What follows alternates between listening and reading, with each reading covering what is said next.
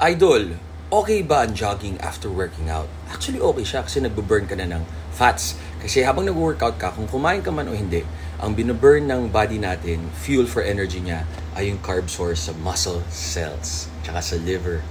Pag naubos yung glycogen dun, ketosis na yun ang tawag dun. Para ma-skip yun, kung magka-fasting ka na 16 hours, ketosis ka na. Kung mag-workout ka, fats talaga binoburn mo.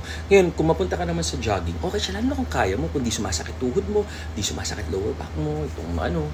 Pag matanda na, usually nangyari yun. Pero pag bata pa, hindi. Pero pwede na rin walking. Kasi pag low heart rate, low intensity, fats yung na ketosis. Pero tandaan nyo, hindi ako doctor nyo. Tama kayo, mali ako. Do what works for you. Ako ang ginagawa ko, exercise and then walking. And then sa pangalawang walking ko, walk with my husky Wilbur or walk with wifey or tulong sa mga chores niya or sa mga staff sa bahay o sa farm o sa kung ano man.